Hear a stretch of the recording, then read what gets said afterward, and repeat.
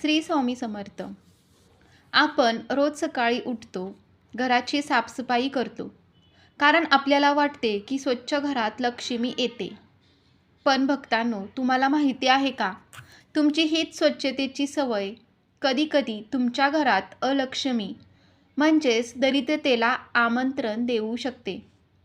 अनेकांना सवय असते की सकाळी डोळे उघडल्या उघडल्या हातात झाडू घेतला जातो. पण शास्त्र काय सांगते? स्वामी समर्थांनी स्वच्छतेचे कोणते नियम सांगितले आहेत? जर तुम्ही चुकीच्या वेळी आणि चुकीच्या पद्धतीने झाडू मारत असाल, तर तुम्ही नकळत तुमच्या घरातून सुखसमृद्धी बाहेर काढत आहात. आजच्या या विशेष भागात आपण पाहणार आहोत की सकाळी उठल्या उठल्या झाडू का मारू नये आणि झाडूशी संबंधित अशा कोणत्या चुका आहेत ज्या तुमच्या प्रगतीत अडथळा ठरत आहेत. व्हिडिओ शेवटपर्यंत पहा, कारण शेवटी मी एक असा उपाय सांगणार आहे जो तुमच्या घराचे नशीब पालटवून टाकेल. भक्तांनो, आपल्या हिंदू धर्मात झाडूला केवळ कचरा काढण्याचे साधन मानले जात नाही, तर त्याला महालक्ष्मीचे रूप मानले जाते. शास्त्र सांगते की झाडू हा घरातील दरिद्रता म्हणजेच अलक्ष्मीला बाहेर काढण्याचे शस्त्र आहे. जेव्हा आपण झाडूचा योग्य वापर करतो, तेव्हा आपण घराची नकारात्मक ऊर्जा बाहेर काढत असतो. पण जर झाडूचा अपमान झाला, तर घरात विनाकारण कटकटी, आजारपण आणि पैशाची चणचण भासते. स्वामी समर्थ नेहमी म्हणायचे, स्वच्छता ही ईश्वराची भक्ती आहे.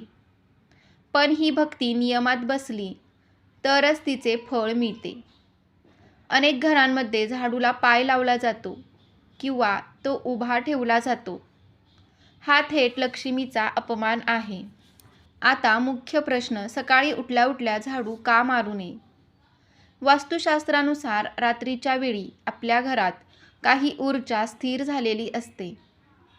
जर आपण उठल्या उठल्या अंघोळ न करता किंवा देवाचे नाव न घेता थेट झाडू मारला, तर आपण घरातील ब्रह्ममुहूर्त काळात असलेली सात्विक ऊर्जा विस्कळीत करतो. सकाळी उठल्यावर पहिले काम हे देवाची प्रार्थना करणे किंवा स्वतःचे तळहात पाहून कराग्रे वसते लक्ष्मी या मंत्राचा जप करणे असावे. जर तुम्ही झाडू मारून दिवसाची सुरुवात केली, तर तुमची वृत्ती दिवसभर तामसिक राहते. याचा अर्थ असा की तुमच्या मनात विनाकारण राग आणि चिडचिड निर्माण होते. घरातील लक्ष्मी प्रसन्न होण्यासाठी घराची सुरुवात मंत्रोच्चाराने आणि शांततेने झाली पाहिजे, धुळीने नाही. झाडू मारण्यापूर्वी एक अतिशय महत्त्वाचा विधी आहे जो आजकालच्या पिढीला माहीत नाही. तो म्हणजे उंबरट्यावर पाणी शिंपडणे. उंबरठा हा घराचा संरक्षक असतो. सकाळी झाडू मारण्यापूर्वी उंबरठ्यावर थोडे पाणी शिंपडावे. असं मानलं जातं की लक्ष्मी माता घरात येण्यापूर्वी उंबरठ्यावर विसावते. जर तुम्ही कोरडा झाडू थेट उंबरठ्यावरून बाहेर फिरवला, तर तुम्ही लक्ष्मीचा मार्ग अडवत आहात. एकदा अक्कलकोटमध्ये एक भक्त आला होता. त्याचे दुकान खूप चालत होते, पण अचानक ग्राहक येणे बंद झाले. स्वामींनी त्याला विचारले, तुझी पत्नी सकाळी पहिली गोष्ट काय करते? भक्ताने सांगितले की ती उठल्या उठल्या पूर्ण अंगण झाडून काढते. स्वामींनी सांगितले, तिला सांग, अंधारात झाडू मारणे बंद कर आणि पहिले उंबरठ्यावर पाणी शिंपड. भक्ताने तसे केले आणि चमत्कार झाला. काही दिवसातच त्याचे दुकान पुन्हा पूर्वीसारखे चालू लागले. यावरून लक्षात येते की पद्धत चुकली की नशीबही चुकते. मित्रांनो, शास्त्र काय सांगते हे आपण पाहिले. पण आता मी तुम्हाला एका स्वामी भक्ताचा अनुभव सांगणार आहे, जो ऐकून तुमच्या अंगावर शहारे येतील. ही गोष्ट आहे पुण्याच्या एका मध्यमवर्गीय कुटुंबातील सुनीताताईंची. सुनीताताईंचे कुटुंब खूप सुखी होते. पती एका चांगल्या कंपनीत नोकरीला होते. मुले शाळेत जात होती. पण अचानक त्यांच्या घराला कोणाची तरी नजर लागली. पतीची नोकरी सुटली. घरात सतत आजारपण येऊ लागले. आणि जे काही साठवलेले पैसे होते ते औषध पाण्यात संपू लागले. सुनीताताई रोज स्वामींची पूजा करायच्या, पण त्यांना वाटायचे की स्वामी माझ्याकडे लक्ष का देत नाहीत. एके दिवशी त्यांच्या घरी अक्कलकोटहून आलेले एक वयस्कर साधू महाराज आले. त्यांनी सुनीताताईंना एकच प्रश्न विचारला, बाळ, तू सकाळी उठल्यावर पहिली गोष्ट काय करतेस? सुनीताताई म्हणाल्या, महाराज, मी घर स्वच्छ ठेवण्यासाठी उठल्या उठल्या पहिले पूर्ण घर आणि अंगण झाडून काढते. त्यानंतरच पाणी पिते किंवा आंघोळ करते. त्या साधू महाराजांनी हसून सांगितले, अगं, तू तर उठल्या उठल्या तुझ्या घरचं नशीबच झाडून बाहेर फेकून देतेस.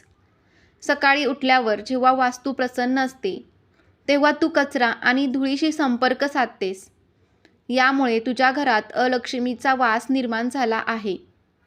त्यांनी सुनीताताईंना स्वामींचा एक नियम सांगितला. उठल्या उठल्या झाडू हातात घेऊ नकोस. पहिलं स्वामींचं नाव घे, उंबरठ्यावर पाणी शिंपड आणि सूर्योदयानंतर आनंदाने साफसफाई कर. सुनीताताईंनी हा छोटासा बदल केला. त्यांनी सकाळी उठल्यावर पहिले श्री स्वामी समर्थ मंत्राचा जप सुरू केला आणि झाडू मारण्याची वेळ बदलली. भक्तांनो, विश्वास ठेवा, अवघ्या 21 दिवसात त्यांच्या पतीला नवीन नोकरीचा कॉल आला. घरातील आजारपण गायब झाले आणि घरामध्ये पुन्हा एकदा आनंदाचे वातावरण निर्माण झाले. या अनुभवावरून आपल्याला हेच शिकायला मिळते की स्वामींची भक्ती महत्त्वाची आहेच, पण ती योग्य कर्माने आणि शास्त्राने केली तर त्याचे फळ मिळते. झाडू ठेवताना या 7 मोठ्या चुका कधीच करू नका. भक्तांनो, नीट लक्ष देऊ नका. झाडूशी संबंधित या चुका तुमचे घर उद्ध्वस्त करू शकतात. 1. झाडू उभा ठेवू नका. शास्त्रानुसार उभा झाडू घरामध्ये अशांतता आणि शत्रू वाढवतो. झाडू नेहमी आडवा ठेवावा. 2. लपवून ठेवा. आपली संपत्ती आपण जशी तिजोरीत लपवतो तसाच झाडू बाहेरच्या लोकांच्या नजरेस पडू नये अशा ठिकाणी ठेवावा. दारामागे किंवा कपाटाखाली जागा निवडा. 3. पाय लावू नका. झाडूला पाय लागणे महापाप मानले जाते. जर चुकून पाय लागला तर त्वरित त्याला हात लावून डोळ्याला लावा आणि स्वामींची माफी मागा. 4. स्वयंपाकघरात बंदी. अन्नाचे ठिकाण पवित्र असते. तिथे झाडू ठेवल्यामुळे घरातील सदस्यांचे आरोग्य बिघडते. तुटलेला झाडू. अनेक जण तुटलेला झाडू वापरतात. हा दारिद्र्याचा सर्वात मोठा संकेत आहे. तो त्वरित बदलावा. 6. रात्री झाडू मारणे. सूर्यास्तानंतर झाडू मारल्याने लक्ष्मी घर सोडून जाते. जर खूप गरज असेल तर कचरा एका कोपऱ्यात जमा करून ठेवावा. उंबरठ्या बाहेर टाकू नये. 7. जुना झाडू कधी बदलावा. नवीन झाडू नेहमी शनिवारी आणि गुरुवारीच खरेदी करावा. जुना झाडू शनिवारी घराबाहेर काढावा. आता मी तुम्हाला एक असा उपाय सांगणार आहे जो तुमच्या घरातील सर्व आर्थिक अडथळे दूर करतील. दर शुक्रवारी झाडूच्या हाताला जिथे आपण पकडतो एक छोटासा पांढरा रेशमी दोरा किंवा लाल धागा बांधावा. हा धागा बांधताना मनातल्या मनात महालक्ष्मी नमः आणि श्री स्वामी समर्थ असा जप करावा. हा उपाय लक्ष्मीला घरात कायमस्वरूपी आमंत्रित करण्यासाठी केला जातो.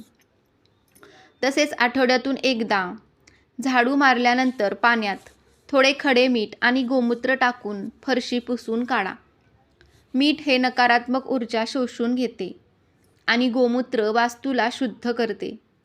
लक्षात ठेवा, घर हे केवळ विटांचे नसून ते स्वामींचे मंदिर आहे. त्याची निगा तशीच राखा. भक्तांनो, स्वच्छता ही देवाची सेवा आहे, पण ती शास्त्राप्रमाणे केली तरच फळ मिळते. तुम्ही सकाळी उठल्यावर पहिली गोष्ट काय करता? कमेंटमध्ये नक्की सांगा.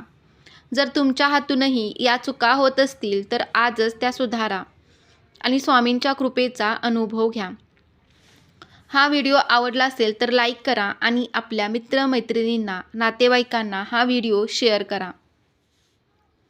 कोणाचे तरी घर सावरण्यास तुमची मदत होईल. अशाच सखोल आणि प्रभावी माहितीसाठी कृपादृष्टी चॅनेलला सबस्क्राईब करा आणि बेल आयकॉन दाबायला विसरू नका. तोपर्यंत श्री स्वामी समर्थ. जय जय स्वामी समर्थ. श्री गुरुदेव दत्त.